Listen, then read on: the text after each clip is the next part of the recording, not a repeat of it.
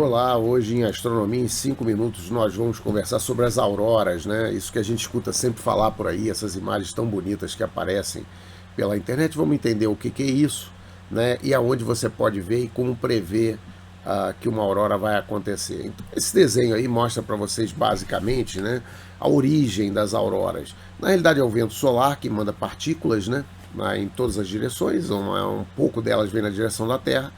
O nosso campo magnético provocado pelo núcleo, né? A gente tem um núcleo de ferro, que ele é móvel ali dentro, né? E esse núcleo de ferro em movimento ele provoca esses campos magnéticos aqui que a gente chama de cinturões de Van Allen. Então parte dessas partículas que vêm do Sol, ou elas vão embora, né, através, são defletadas, são afastadas pelo campo magnético, parte delas entra pelos polos, tá certo? Então, na hora que essas partículas entram pelos polos, elas podem provocar o fenômeno da aurora, né?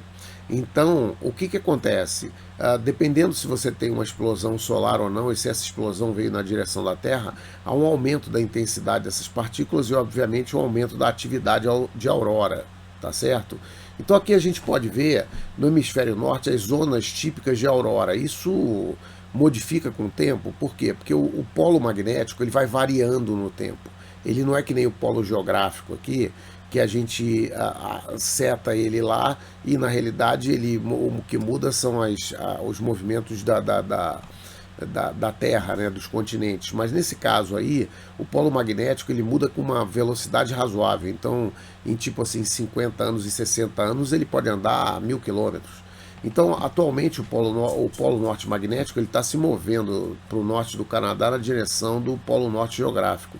Então, a gente pode ver aqui ó, as regiões que são mais propensas para a aurora. Então, vocês veem que os Estados Unidos pegam a aurora aqui porque o polo norte magnético está mais próximo deles do que, por exemplo, aqui no outro lado da Sibéria, entendeu? Que você precisa de latitudes mais altas para você perceber as zonas de aurora, né? Então a gente pode observar aqui que dependendo do tipo de fenômeno que está acontecendo, da explosão, do grau da intensidade, né, as auroras elas têm desenhos, elas parecem cortinas normalmente, e essas cortinas podem variar lentamente ou podem variar mais rapidamente, né? Então são visões muito bonitas que eventualmente até possuem cores diferentes, né? E aqui a gente pode ver, por exemplo, na aurora austral, a gente vê aqui a Austrália, né?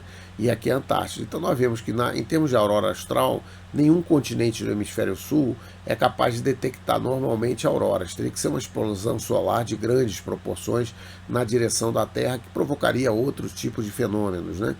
Mas basicamente você tem que ir para a Antártida ou próximo da Antártida para ver isso, né?